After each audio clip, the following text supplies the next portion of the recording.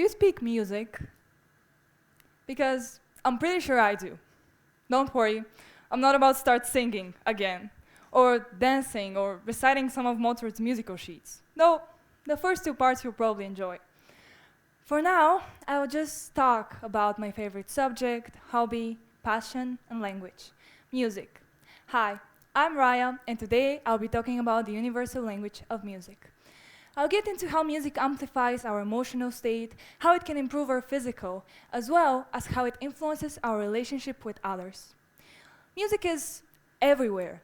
It exists in every society, with or without words. And every musical genre supports a different sort of behavior. Rap, jazz, pop, R&B, all of these musical genres unite a group of people who enjoy not only the sound, but also the sense and character to it. Music is everywhere. Every country has a national anthem, every game has a theme song, and I think we can all agree that in these days, it's not just something that happens occasionally. It's everywhere, all the time. Here, just before the start of my performance, the earbuds in public, the music in the car, concerts, clubs, it's everywhere. For me, it's always been much more than just the background of life. I've used it as a current passion, and who knows, maybe someday it will be even more. But what if I told you music has the power to influence the human mind and physique in complicated ways? More than you can imagine. Our mood, memory, even our whole subconscious. So let's start with the connection between music and the mind. At first glance, it's actually quite simple. Music makes us happy. To complicate it a little bit, listening to uplifting songs and singing along with them can help boost the serotonin levels in the brain, which is basically what regulates our emotions of happiness and sadness. Music can also regulate our emotions by simply helping us figure them out.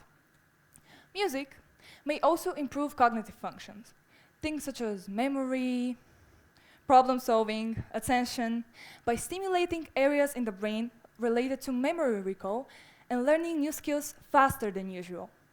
I know we all love and adore referring to Harvard studies, so don't worry, I'll do just that. According to the Harvard Health Publishing, part of their medical department, music can help organize the firing of nerve cells in the right half of the cerebral cortex of the brain, which is responsible for the higher functions. According to this construct, music, or at least some form of music, can act as an exercise that warms up selected brain cells, allowing them to process information faster and more efficiently. This has been talked about and referred to further as the Mozart effect. The Mozart effect is just what you might imagine, a theory, the supposed increase in cognitive functions due to listening to music before or during a task. The name comes from the original study, which was done in 1993 by Rocher, Shaw, and Kai, who used Mozart's sonata for two pianos in D major to test if people's cognitive skills may or may not improve.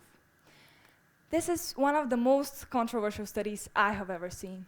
Teachers, researchers, everybody writing numerous articles, and yet until this very day, we cannot really be sure, does it actually exist or not? Well, the original positive findings have been denied on the grounds that any Mozart effect is solely due to enjoyment arousal, or it would not take place if people didn't know and appreciate Mozart for the composer he is. However, this interpretation is countered by, guess, animal experiments. 4 groups of rats were tested. They were played 4 different sounds, and then, followed by a postpartum period of 60 days, they were tested how they would move in a maze. The first group listened to Mozart's Piano Sonata K448, the fourth, minimalistic music by composer Philip Glass, the third to white noise, and the fourth to silence. The Mozart group completed the maze much faster and with fewer mistakes, so enjoyment arousal is unlikely to have been the factor of this. I mean, rats don't know who Mozart is, right? If you ask me, I would say I believe the Mozart effect, but if you don't trust the rats, you can try it yourself and let me know. Anyways, let's get back to the more emotional side of music's influence and how exactly it can influence our mood, subconscious, and even our whole identity. A book I've been reading for the past couple of months has really opened my eyes into this further and showed me what for now I took for granted because of my own dependence on music. I listen to sad songs when I cry, I listen to happy songs when I'm happy. But why is it that me and so many others find ourselves listening to sad songs even when we are happy? Bittersweet, How Sorrow and Longing Makes Us Whole by Susan Cain explores these questions such as why do people find pleasure and feel the need to listen to sad music? Or this whole path of the melancholic longing which most of the time we choose subconsciously. Well, think of it that way. It's the human nature. We as humans are always looking for something. We're always searching for something. It might be the perfect love or the perfect life or the perfect house. We're looking for something. And sad music can really feed into this path of finding or not finding what we're looking for. When uplifting songs don't, well, sad music intensifies those feelings of sorrow and longing. And listening to a sad song when in a sad mood is like someone is empathizing with your experience. And this is beyond just the mood of the song. It's empathy, the empathy through music that connects us, the artist to the listener, the artist who wrote the song and who just wanted to express their emotions and wanted everybody else to be able to feel them the same way.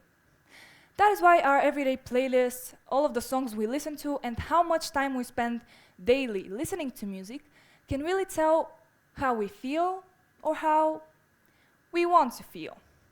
While some listen to music to numb their emotions, others listen to music to feel their emotions. But all of us, in different forms, enjoy this art called music. I use music in all its purposes. When I walk, when I cry, when I sleep, sometimes when I'm studying, sometimes when I'm tired.